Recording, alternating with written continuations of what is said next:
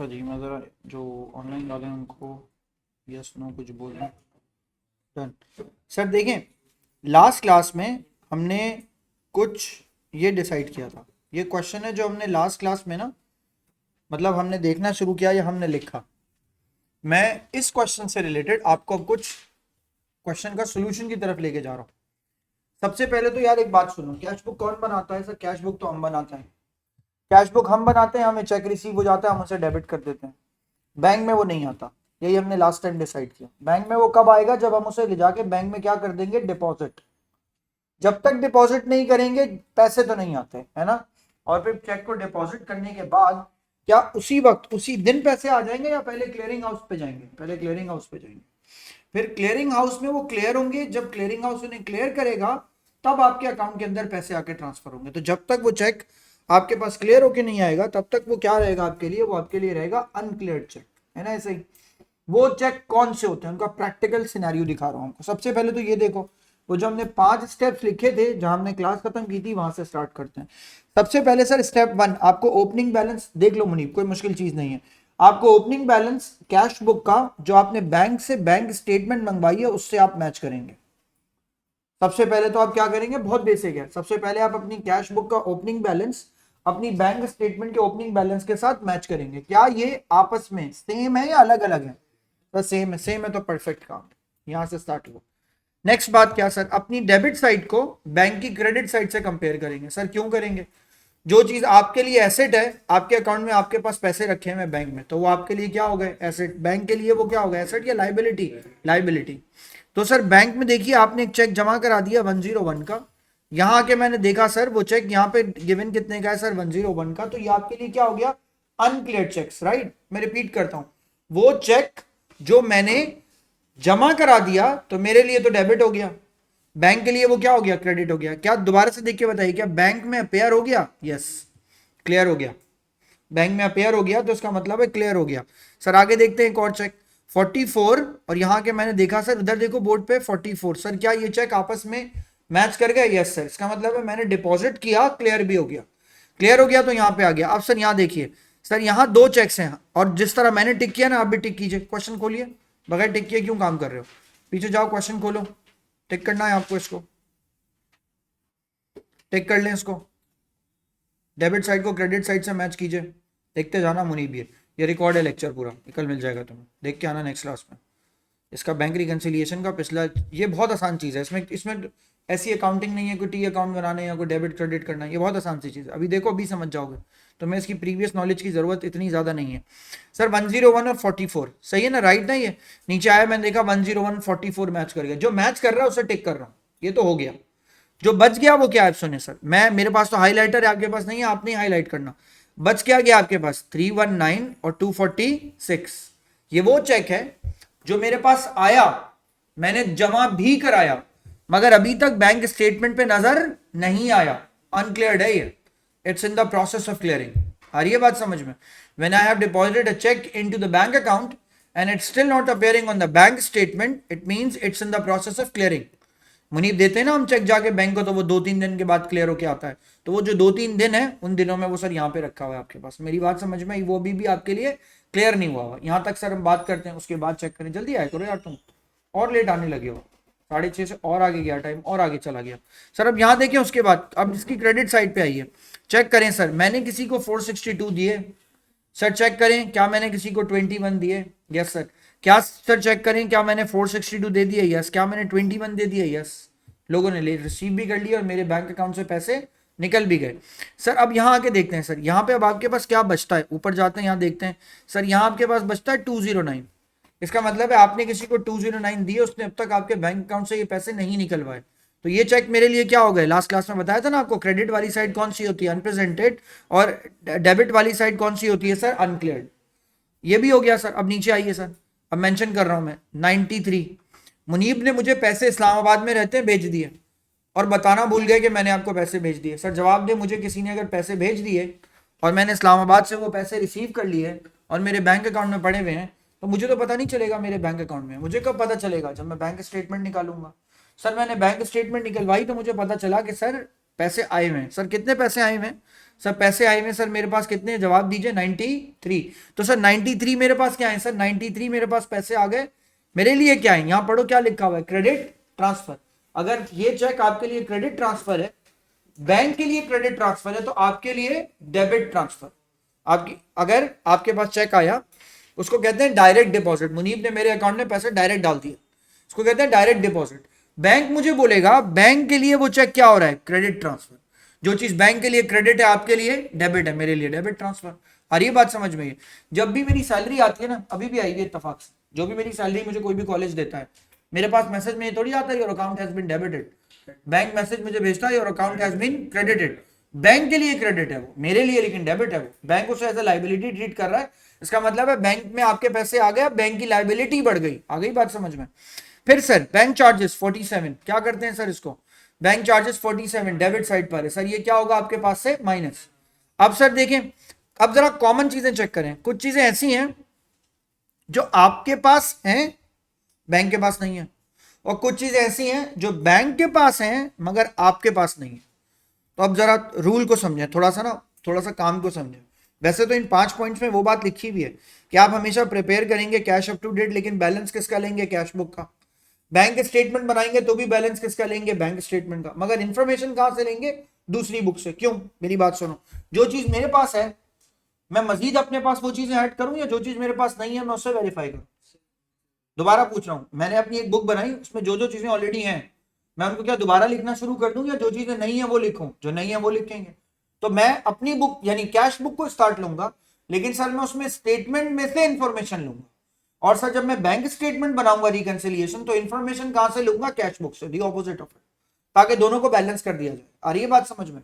अब सर इसको जरा ना यूं नोटिफाई कीजिए, या यूं इसको समझें। सर मैंने यहां आके इसके अंदर मेंशन करना शुरू किया। अब सर आ जाए सर, जो आपने क्वेश्चन सॉल्व करना है, उसके बाद हम इसकी आज क्वेश्चंस की ना 4-5 क्वेश्चंस की प्रैक्टिस कर लेंगे, आपको आ जाएगा। सर हेडिंग डालिए सर मेरे साथ साथ, सर जो इलस्ट्रेशन आप सॉल्व कर रहे हैं उसका आंसर हेडिंग डाल दीजिए सर। एक रीजनेबल आंसर की बात कर रहा हूं मैं, कैसे निकालेंगे। सर सबसे पहली चीज तो ये कि सर आप एक टी अकाउंट बनाएंगे जिसका नाम आप रखेंगे sir cash up to date. मैंने लिखा सर आप एक अकाउंट का नाम लिखेंगे सर यहां पर आगे कैश अप टू डेट।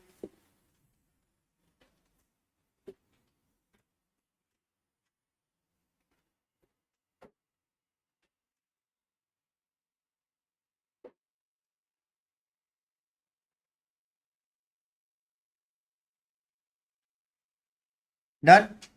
अब सर स्टार्ट लेते हैं। Sir cash up to date पे आ गया मैं यहां आया वापसी पीछे।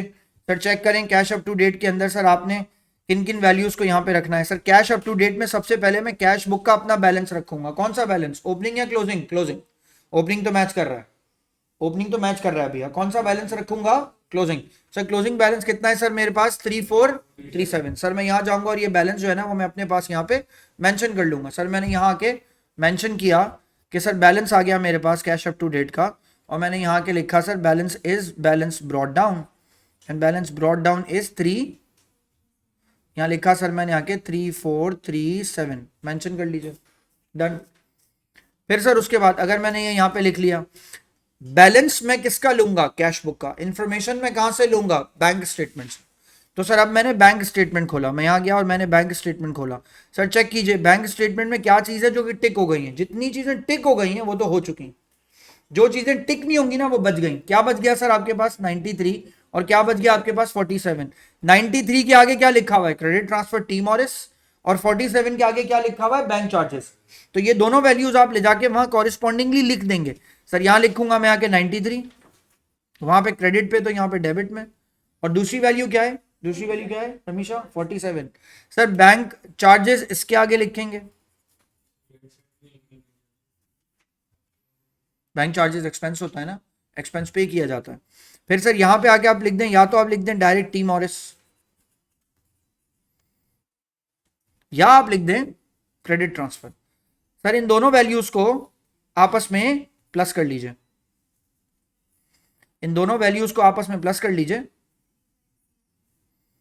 और सर यहां के लिख दें सर इसके अंदर 3530, यहां भी लिख देंगे सर आप आके 3530।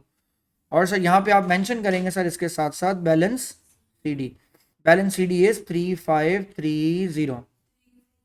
नहीं है ना, 3483, 3483 आंसर आना चाहिए सर। ये मेरा बैलेंस आ गया किसका, रिपीट कर रहा हूं मैं, ये मेरा बैलेंस किसका आ गया sir, cash up to date का। Sir cash up to date का बैलेंस आ गया, यहां रख लीजिए सर। कैश बुक तो अप टू डेट हो गई, अब किसको अप टू डेट करना बाकी है सर, अब अप टू डेट करना बाकी है सर बैंक स्टेटमेंट को। तो सर मैंने यहाँ के मेंशन किया सर इसके अंदर। अब मैं बैंक स्टेटमेंट की बात करूंगा, मेंशन करते हैं सर यहाँ के bank reconciliation statement.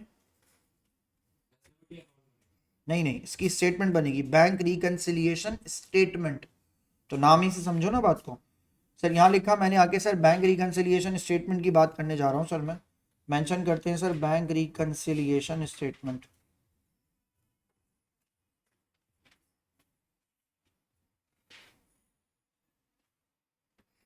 Sir bank reconciliation statement के अंदर सर यहाँ पे आके मेंशन करेंगे बैलेंस एज पर, क्या लिखेंगे sir, balance as per bank statement. जरूरी नहीं है आप स्टेटमेंट की फॉर्म में बस उसे बना लोगे प्लस माइनस करके। बैंक रिकंसिलिएशन स्टेटमेंट की आपने हेडिंग डाली, आपने balance as per bank statement लिखा। अब sir balance as per bank statement question में देखिए है क्या सर, आपके पास बैलेंस है 3127, क्लोजिंग बैलेंस लेंगे 3127। अब सर मैं यहाँ आया, मैंने आके यहाँ पे लिखा सर 3127 आएगा, 3127 लिख दें। अब सर यहाँ पे मेंशन करेंगे इसके अंदर आके लेस, लेस लिखें या पहले ऐड लिख दें, पहले ऐड लिख दें, बच्चों को याद रहता है ऐड से। ऐड लिखें सर पहले, इसके अंदर क्या लिखेंगे, अनक्लियर्ड चेक्स। अनक्लियर्ड चेक्स को आप इसके अंदर क्या कर देते हैं, ऐड।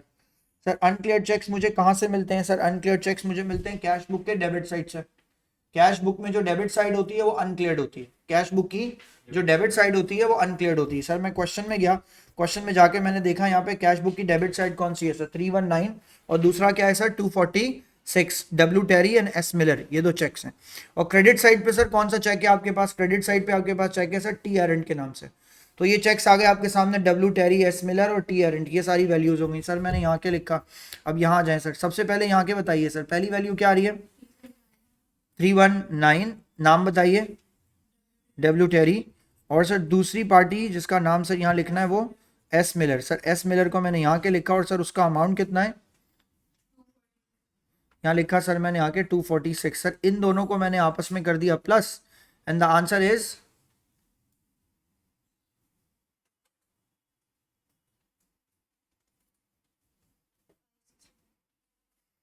565। सर 565 को तो आप ऐड करेंगे, फिर से टी एरेंट के नाम से एक वैल्यू थी क्रेडिट साइड पे, खुद भी देख लो आपके पास क्वेश्चन लिखा हुआ है सर। मैं उसमें से वैल्यू को लेस करूंगा, लेस करके वैल्यू में मैं लिखूंगा आके सर, जो चीज़ मैं लेस करूंगा वो होगी सर मेरे लिए अनप्रेजेंटेड चेक्स। मैंने यहाँ मेंशन किया सर अनप्रेजेंटेड चेक्स की बात हो रही है सर। अनप्रेजेंटेड चेक्स देखिए क्वेश्चन में कितने के गिवन है आपके पास, सही है सर, और नाम है sir T Errant. Sir amount is 209। Sir यहाँ भी लिखेंगे आगे 209, और 209 को सर इसमें से माइनस कर देंगे। सर माइनस करके सर यहाँ पे देखिए आंसर क्या आ रहा है आपके पास, सही है सर, यहाँ आंसर आएगा आपके पास सर इसका 3483। सर चेक करें क्या कैश बुक का भी आंसर यही था, चेक करो मुनीब, क्या कैश बुक का भी आंसर सेम था। तो आप लिखेंगे sir this is cash balance as पर, हाँ बैलेंस एज पर कैश अप टू डेट।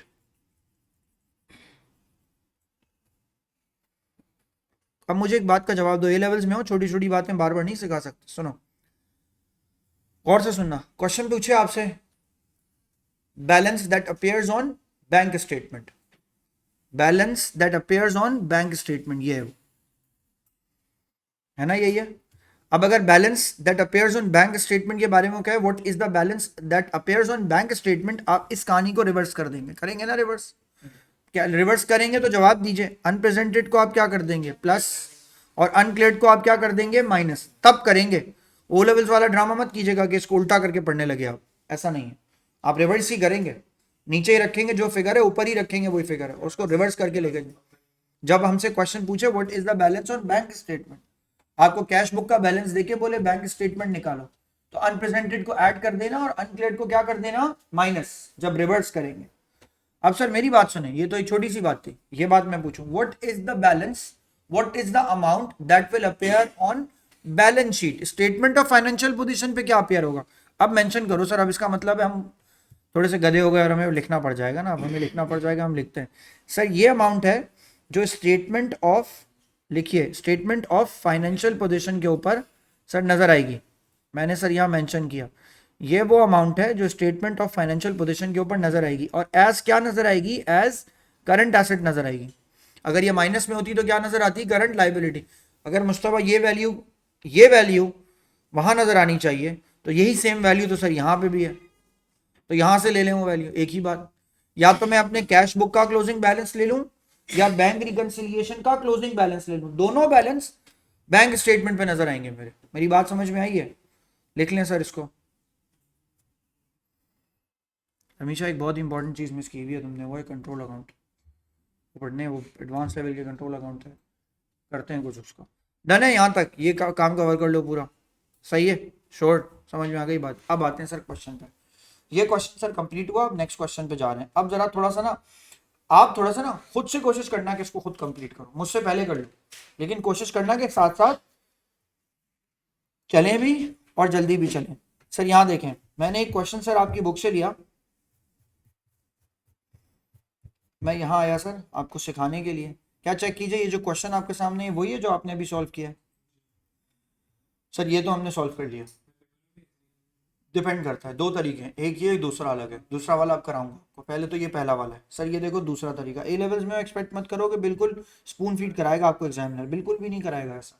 यहाँ एग्जामिनर आपको सरप्राइजेस देगा और देता रहेगा। आपको इन्फॉर्मेशन को ना डेलिकेटली निकालने, आज मेरे एक आईब्रो में ना बच्चों का एक टेस्ट हुआ, ऐसे ही बता रहा हूँ, जनरली रिकॉर्ड भी हो रही है, ये बात उन तक भी पहुंच जाएगी। वो सारे बेवकूफ़ गधे ना, रोज मैं उनको बोलता हूँ बुकलेट सॉल्व करो, बुकलेट सॉल्व करो, देखो देखो, करो करो करो, वो मेरी बात को हल्का ले रहे थे। मैंने आज उनको पहली बार CI दिखा दिया, मैंने लिटरली उनको आज ए लेवल्स का पेपर दिया। मैंने बोला बहुत उड़ते हैं ना ये हवा में सारे, आज ज़मीन पे गिरेंगे सब। आप यकीन करें मेरे पास 90% बच्चों का मैसेज है कि सर रीटेक ले लें प्लीज़ परसों। किसी से एक पेज नहीं लिखा गया, किसी से स्टेटमेंट ए पार्ट नहीं सॉल्व हुआ, हालांकि कोई ऐसी टिपिकल चीज़ नहीं। मैं मज़े की बात बताऊँ, कॉस्टिंग से ज़्यादा तो मैथ्स का पेपर है। मैंने मैथ की चीज़ें दी थी, ये बढ़ गया ये बता दो, ये कम हो गया ये बता दो, मैं तो ये पूछ रहा था उसमें से। मैंने पूरे पेपर में बच्चे से ये पूछा ही नहीं कि आप स्पेशल ऑर्डर निकाल के दो मुझे और कोई मैक्सिमाइजिंग द प्रॉफिट पे आओ आप, मैं तो कह रहा था सेलिंग प्राइस कम हो गई बताओ क्या होगा। बल्कि ये कहना चाहिए जो बेसिक मार्जिनल कॉस्टिंग है ना वो पूछी थी आज। बस मैंने जरा अंदाज बदल दिया, वो फ्यूज हो गया, उन्होंने कहा ये क्या बात हुई, ये तो पता नहीं क्या क्या, ए प्रपोजल बी प्रपोजल पूछ रहे हैं। आपको भी मैं एक दिन वो पेपर दूंगा, जाहिर सी बात है। तो मैं आपको पहले से आगाह कर रहा हूँ भाई कि ना ए लेवल्स में आके ना आपको अपनी बुकलेट सॉल्व करनी है, मुझसे मत पूछें, आप कंट्रोल अकाउंट सॉल्व कर डालें पूरा। आपका काम है सॉल्व करना, मैं पीछे नहीं लगूंगा आपके कि आपने कंट्रोल अकाउंट किया नहीं किया। जब तक BRS चल रहा है साथ चलाओ, कंट्रोल अकाउंट खुद सॉल्व करो, 100 दफा गलती करो, 100 दफा पूछ लो आके और उसको सॉल्व कर लो। मैं पीछे नहीं पड़ूंगा। कितने लोगों के पास बुकलेट आ गई है? तो यार कंट्रोल अकाउंट तो है ना आप लोगों के पास, नहीं कहाँ गई बुकलेट? नहीं ली अभी तक? यार कब लोगे? जब ये खत्म हुआ और पता नहीं कोई 50 पेजेस का होमवर्क हो जाएगा तुम्हारा, अभी आपका 25 पेजेस का होमवर्क है। कंट्रोल अकाउंट सॉल्व करें, और मैं आपको करते हुए भी बोला लास्ट टाइम, पहले पास पेपर करें फिर वर्कशीट कीजिएगा। वर्कशीट जरा थोड़ी सी ना हायर उसकी होती है, मतलब रैंकिंग की। पास पेपर्स कर लें, आपको भी थोड़ा सुकून आ जाएगा, मुझे भी आ जाएगा कि आपको पास पेपर्स आ गए। आप वर्ड बुक वाले क्वेश्चंस बाद में कर लेना। वर्ड बुक जो है ना वो बड़ा टेक्निकली मुश्किल बनाई जाती है ताकि आपको जरा मुश्किल तो हो ना करने के लिए कुछ। अच्छा अब मैं सच्ची बात बताऊं, मुस्तफा भाई कमाल की बात बताऊं, वो पास पेपर का क्वेश्चन, अब आप अंदाजा लगाओ इस तरह का पास पेपर का क्वेश्चन आपके सामने पास पेपर एग्जाम में आ जाए तो आप तो बोलेंगे ये क्या मुसीबत आ गई। पूरे पास पेपर में मुश्किल से 4 सवाल हैं ऐसे, लेकिन वो है पास पेपर में। बच्चा जब भी वो पेपर करता है ना तब उसे समझ में आती है बात कि मैं लेवल्स में आ गया हूँ। मैं डरा धमका के आपको ये क्वेश्चन इसलिए स्टार्ट करा रहा हूँ कि आप साथ साथ काम करते रहेंगे, आप कामयाब हो जाएंगे। लेकिन अगर आपने साथ काम नहीं किया ना, ये वो लेवल्स नहीं है कि साल के आखिर में आपके पास बहुत सारा काम है और आपने कर लिया, नो वे, होगा ही नहीं। अब साथ करना। अब कंट्रोल अकाउंट का होमवर्क है आपके पास, 1 हफ्ता है, करके ले आइएगा। मैं अभी बैंक रिकंसिलिएशन करा रहा हूँ, आपको कराता रहूंगा अभी। सर यहाँ देखें कैश बुक, सर जवाब दीजिए। कैश बुक के लिए तो सर मैंने यूँ लाइन खींची, क्या समझाया था मैंने मुनीब? मैं तुम्हें समझा रहा हूँ। हमारे पास अगर कैश बुक गिवन हो ना मुनीब, तो हम उसकी डेबिट साइड का नाम खुद ब खुद लिख देते हैं। क्या नाम लिख देते हैं? अनक्लियर्ड। और क्रेडिट साइड का नाम मुनीब हम क्या लिख देते हैं उसका? Unpresented cheques. मैंने ये लिख दिया। सर जवाब दीजिए, इन दोनों को मैंने यहाँ लिख दिया। ये जो मेरी क्रेडिट साइड है ये मेरे लिए डेबिट साइड है, और सर ये जो डेबिट साइड है ये मेरे लिए क्रेडिट साइड है। क्या करना है? सबसे पहले ओपनिंग बैलेंसेस को टिक करना है। क्या 1410 मौजूद है? यस। सर चेक कीजिए 62 मौजूद है? यस। क्या 75 और 75 मौजूद है? यस। क्या सर चेक कीजिए, 224 मौजूद है, यस सर। आगे चेक करें, 180 भी मौजूद है, 519 भी मौजूद है, 41 भी मौजूद है, ये सारे मौजूद हैं सर। सर 22 और 22 मौजूद है नहीं। अब सर अगर जो चीज मौजूद नहीं है, मेरे पास तो यार अभी हाईलाइटर है, मैं इसलिए कर रहा हूं ताकि आप क्लियरली समझ पाए सर। कर लिया ना हाईलाइट, नहीं है ना, उसको मैंने टिक नहीं किया सर। यहाँ देखो 22 और यहाँ क्या लिखा 52, यहाँ लिखा 43, यहाँ लिखा 64। मैंने हाईलाइट किया, क्यों? क्योंकि नहीं मिल रहा, मैच नहीं कर रहा। आप छोड़ देंगे, आपको वो ऐसे ही नजर आएंगे, बस हाईलाइट करने के लिए तो हाईलाइटर रिक्वायर्ड है सर। अब मैंने क्या किया आप सुने, बैलेंस किसका लूंगा? कैश बुक का। इंफॉर्मेशन कहां से लूंगा? बैंक स्टेटमेंट से। फिर बैलेंस किसका लूंगा? बैंक स्टेटमेंट का। इंफॉर्मेशन कहां से लूंगा? कैश बुक से। सर अब स्टार्ट करते हैं इसको। सबसे पहले सर आप इसका बनाएंगे कैश अप टू डेट। तो सर मैंने यहां के सामने इसके अंदर यहां मेंशन किया कैश अप टू डेट बनाने जा रहे हैं सर।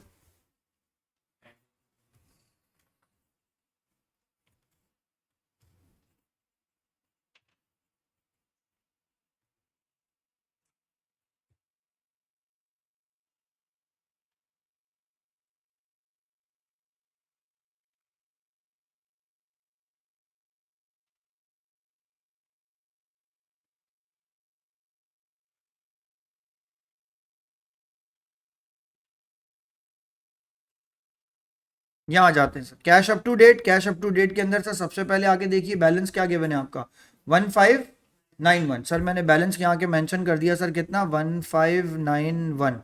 यहाँ से स्टार्ट लें सर। बैलेंस तो अपना ले लिया, इंफॉर्मेशन कहाँ से लूंगा boss? Bank statement sir. Sir bank statement में जाऊंगा, सबसे पहले 64 और 64 के सामने लिखा हुआ है एफलिन। एफलिन को डेबिट कर देंगे, स्टैंडिंग ऑर्डर को क्रेडिट कर देंगे, बैंक चार्जेस को क्रेडिट कर देंगे। तो 64, 52 और 43 यहाँ लिखेंगे 64, यहाँ मेंशन करेंगे सर एफलिन। एफलिन को सर मैंने यहाँ लिखा।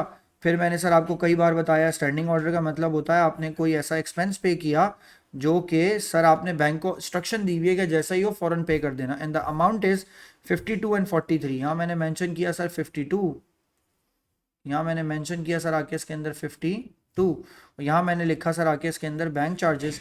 एंड बैंक चार्जेस का सर मेरे पास अमाउंट कितना आया? अमाउंट आया सर इसका आपके पास 43।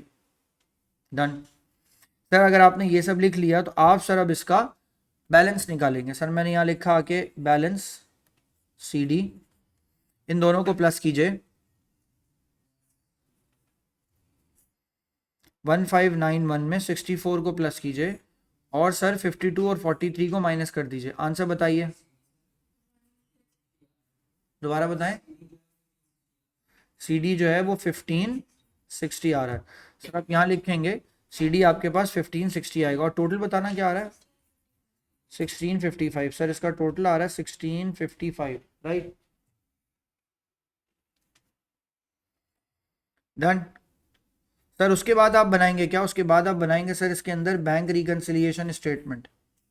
सर बैंक रिकंसिलिएशन स्टेटमेंट में आके आप सबसे पहले यहाँ के मेंशन करेंगे balance as per bank statement. Sir मैंने यहाँ मेंशन किया balance as per bank statement. यहाँ के मैंने लिखा सर आके balance as per bank statement में आपका बैलेंस कितने का गिवन है? 1000 का। सर यहाँ के मैंने मेंशन किया, यहाँ बैलेंस आ जाएगा 1000 का। सर उसके बाद आप क्या करेंगे? उसके बाद आप इसमें लेस करेंगे। लेस करेंगे क्या चीज़? आप लेस करेंगे सर आप इसके अंदर से अनप्रेजेंटेड चेक्स। सर आप अनक्लियर्ड लिख लेते पहले, कोई फर्क नहीं पड़ता इससे, बस लेस सही करें और ऐड सही करें। यहाँ लिखा सर मैंने आके अनप्रेजेंटेड चेक्स। जवाब दीजिए, अनप्रेजेंटेड चेक्स की वैल्यू कितनी गिवन है सर आपके पास? अनप्रेजेंटेड चेक्स हैं सर आपके पास 22, और सर 582 अनक्लियर्ड है। यहाँ लिखेंगे सर ब्लिस्टर डिस्को, नाम भी बड़ा अच्छा है सर। यहाँ लिखा हमने आके इसका नाम सर ब्लिस्टर डिस्को।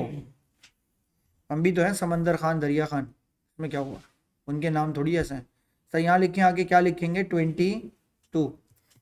उसके बाद सर आके आप इसके अंदर से ऐड कर देंगे। ऐड करेंगे सर आप यहाँ के क्या मेंशन करेंगे सर? Unclear checks. सर जवाब दीजिए, अनक्लियर चेक्स में आपके पास सर यहाँ वैल्यू आएगी, and the value is 582। Sir यहाँ लिखें पहले तो, यहाँ लिख लें 22, और यहाँ लिखें सर आप आके इसके अंदर 582, यहाँ भी लिख देंगे सर आप आगे 582। इसको सर आप आपस में क्या कर देंगे? माइनस करेंगे सर, और यहाँ पे आपके पास इसका आंसर आएगा। क्या लिखेंगे? Balance as per balance as पर कैश अप टू डेट 1560। और अनक्लियर चेक वाले का नाम भी जी बेकर है सर, यहाँ लिखो ना, मेंशन करो नाम इसका, मैं हमेशा इसका नाम ही भूल जाता हूँ लिखना। जी बॉस, चेंज किया हुआ था मैंने, सॉल्व करके भेज रहा हूँ ना, याद नहीं है। और क्वेश्चन मैंने चेंज कर दिया पूरा, और मैं तुम्हें उसका पूरा सोल्यूशन भेज दूंगा, सॉल्व हुआ हुआ है पूरा वो। क्यों यार, कल ना तुम ये बात मुझे लाजमी याद दिलाना, मैं तुम सब लोगों को एक ग्रुप में ऐड करूंगा, मुझे नहीं पता, लेकिन कल मैं सब ऐसा कल्याण को बोलूंगा, वो ग्रुप में सबको ऐड करेंगे। सही है, डन है, यहाँ तक सबने काम कर लिया। अब सुने सर, क्वेश्चन एक और देखें सर। सर एक और क्वेश्चन और फिर उसके बाद देखते हैं हमारे पास कितना टाइम बचता है, अब दोनों कर लेंगे ये क्वेश्चन। सर अब देखो जरा, थोड़ा सा चेंज है मुनीब, यहाँ देखो एक चीज अब यहाँ चेंज आ गई, पहले बैंक स्टेटमेंट है बाद में कैश बुक है, इससे कोई फर्क नहीं पड़ता। सर आपके पास पहले बैंक स्टेटमेंट है बाद में कैश बुक है, सर मैंने उसी तरह कैश बुक की यहाँ पे मैंने बॉयज की क्या किया, लाइन ड्रॉ की, जवाब दे। डेबिट साइड इसकी क्या होती है, अनक्लियर्ड, और सर इसकी क्रेडिट साइड कौन सी होती है, अनप्रेजेंटेड। सर उसके बाद मैंने यहाँ लिखा आगे, सर सबसे पहले इसके ओपनिंग बैलेंसेस को आपस में क्या करते हैं सर, मैच। लेकिन एक मसला है, one thing new in this, sir यहाँ लिखा हुआ है ओडी। ओडी का मतलब होता है सर ये बैलेंस आपके लिए क्या है, ओवरड्राफ्ट। ओवरड्राफ्ट का मतलब है, ओवरड्राफ्ट का मतलब है आपके लिए ये नेगेटिव बैलेंस है, यानी ओवरड्राफ्ट का मतलब है ये आपके लिए कौन सा बैलेंस है, क्रेडिट, लेकिन बैंक के लिए कौन सा है, डेबिट बैलेंस। आपके लिए क्रेडिट बैलेंस है, यानी in your cash book you have a credit balance, see you have a credit balance. Bank के लिए सर नेगेटिव बैलेंस हो गया, तो आपके लिए भी नेगेटिव है। अब लेकिन सर ओपनिंग दोनों चीजें मैच कर गई, अब जरा देखिए 184 से मैच कर गया, 292 से मैच कर गया, 160 से मैच कर गया, 369 से मैच कर गया। अब कुछ चीज मैच नहीं कर रही, 88 मैच नहीं कर रहा, 32 मैच नहीं कर रहा, 19 मैच नहीं कर रहा, 192 मैच नहीं कर रहा, 504 मैच नहीं कर रहा। क्या बनाएंगे सर, सबसे पहले आप बनाएंगे कैश अप टू डेट, मेरे साथ साथ बनाइएगा। सर मैंने यहाँ आके सर इसके साथ एक हेडिंग डाली,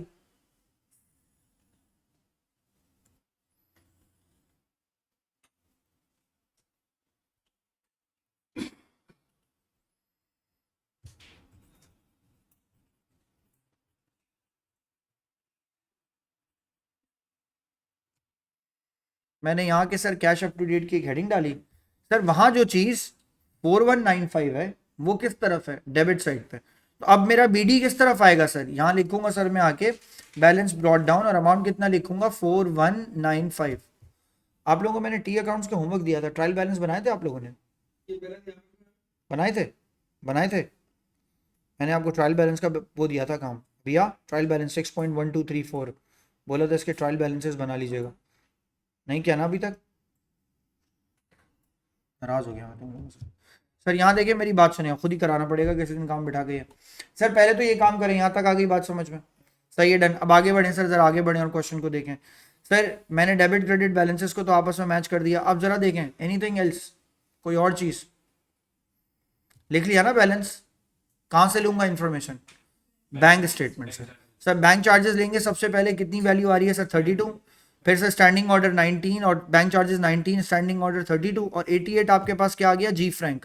सर आप यहाँ पे आके मेंशन करेंगे 88, यहाँ मेंशन करेंगे सर आप आके इसके अंदर जी फ्रैंक, मैंने मेंशन कर दिया यहाँ पे आके जी फ्रैंक। उसके बाद बताइए सर क्वेश्चन में, उसके बाद आपके पास क्या है सर, स्टैंडिंग ऑर्डर। सर मैंने यहाँ के मेंशन किया आपके पास स्टैंडिंग ऑर्डर। सर जवाब दीजिए स्टैंडिंग ऑर्डर का अमाउंट कितना है आपके पास, स्टैंडिंग ऑर्डर का अमाउंट है सर आपके पास आके 32, स्टैंडिंग ऑर्डर इज 32। उसके बाद सर चेक कीजिए, स्टैंडिंग ऑर्डर के बाद आपके पास बैंक चार्जेस हैं, मैंने यहाँ लिखा आके सर आपके पास आएगा यहाँ लिख के सर बैंक चार्जेस। जवाब दीजिए बैंक चार्जेस का अमाउंट कितना है आपके पास, बैंक चार्जेस का अमाउंट है सर आपके पास 19, मैंने सर यहाँ के लिखा 19, डन।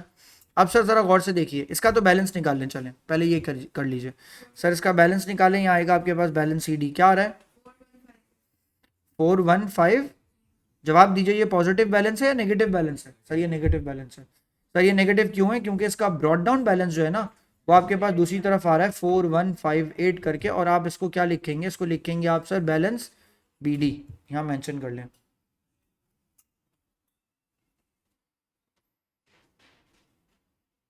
डन। सर अगर आपने ये बना लिया तो फिर आपको क्या बनाना है सर, इसके साथ साथ आप इसके साथ साथ बनाएंगे BRS। अब जरा पहले तो ये कंप्लीट कर लें।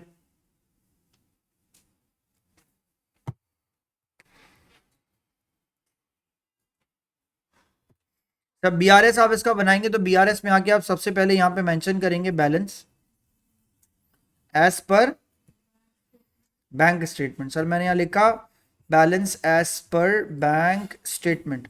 Balance as per bank statement में देखिए क्वेश्चन में क्या मौजूद है। Balance as per bank statement आपके पास कितने की गिवन है सर, ये वाला क्वेश्चन है ये 3846। यहाँ लिखेंगे सर आप आगे इसका बैलेंस 3846 मैंने मेंशन कर लिया यहाँ पे। हाँ बिल्कुल 3846 ओवरड्राफ्ट है तो आप इसको किस में रखेंगे, नेगेटिव। इसके नेगेटिव या पॉजिटिव होने से अनक्लियर्ड और अनप्रेजेंटेड पे कोई फर्क नहीं पड़ता। आप ऐड करेंगे किसको, ऐड करेंगे आप सर अनक्लियर्ड चेक्स को,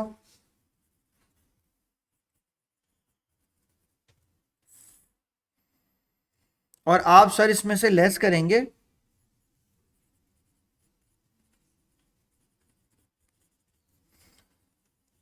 अनप्रेजेंटेड चेक्स को। अनक्लियर्ड चेक्स की वैल्यू बताइए सर। मैं यहां आया, अनक्लियर्ड चेक्स की आपके पास वैल्यू कितनी है सर, 1 कहां लिखी भी है सर 192। और सर दूसरी वैल्यू आपके पास क्या है सर 504। और सर एस हैरी की वैल्यू है सर, हैरी यहाँ लिख दें सर, यहाँ लिखेंगे आके आप हैरी अमाउंट कितना है 192। और दूसरी वैल्यू किसकी है सर, दूसरी वैल्यू आपके पास 405 and the value is S Potter.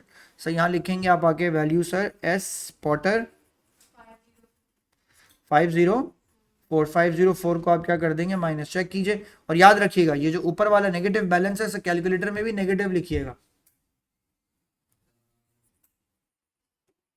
Balance as पर कैश अप टू डेट 4158, लेकिन नेगेटिव या पॉजिटिव, नेगेटिव। तो ये ओवरड्राफ्ट बैलेंस हो गया आपका। सर एक क्वेश्चन मैं आपसे करवा रहा हूँ फिर आपको छोड़ूंगा। अच्छा अब मैं मुझे देख के ना आपकी शक्लें खौफ आ गया। एक दिन फिर मैं आपको एक क्लास के लिए बुलाऊंगा, मुश्तबा नहीं आएगा उस क्लास में, उस क्लास में बाकी सब आएंगे। मैं आपसे एक बार टी अकाउंट्स बनवाऊंगा, सब आएंगे, बाकी मुस्तम नहीं आना। बस वो क्लास जब मैं लिखूँ ना कि लेजर अकाउंट्स की क्लास, सब आएंगे बाकी सब, ताकि मैं सबसे ज़रा प्रैक्टिस करवाऊँ टी अकाउंट की। क्योंकि आप लोगों ने किया नहीं ना, मैंने आपको काम दिया और मैं आपका काम चेक करने वाला हूँ। टी अकाउंट तो आते हैं ना बनाना, डेबिट क्रेडिट करने, मुझे काम चाहिए आपका। मुझे आपसे ना अगली क्लास में ना बहुत इंपॉर्टेंट चीज़ चाहिए, मैं आपको अभी लिख के दे रहा हूँ। वो मुझे चाहिए 6.4। आप ट्रायल बैल आपको मैंने एक जनरल वर्कशीट भेजी हुई है, उसका मुझे 6.4 चाहिए आपसे। कर लिए थे ट्रायल बैलेंस, आपके बैलेंस हो रहे थे अग्री, और इनकम स्टेटमेंट बैलेंस शीट भी आपकी हो गई। वो मैंने आपको इनकम स्टेटमेंट से स्टेटमेंट ऑफ फाइनेंशियल पोजीशन बनवा, बैलेंस सब कर लिया है। तो बोल क्यों नहीं रहे थे, अभी पूछ रहा था तो चुप थे। ट्रायल बैलेंस कर लिया ना आपने, बस आप सेल्स लेजर कंट्रोल अकाउंट और purchase ledger control account with adjustment cover कीजिए। वो कर लिया तुमने, वो नहीं सेल्स लेजर और परचेज लेजर तो कवर कर लिया ना। बुकलेट में जो उसके पास पेपर्स हैं पहले पास पेपर अटेम्प्ट कीजिएगा, उसके बाद कुछ और कीजिएगा। हाँ कंट्रोल अकाउंट्स, BRS अभी मत कीजिएगा, BRS नहीं दे रहा। अच्छा अब मैं यहाँ पे ना रिकॉर्डिंग को कट कर रहा हूँ और अब सुने यहाँ देखें सर, एक क्वेश्चन मैं आपको दे रहा हूँ, ये मैं रिकॉर्डिंग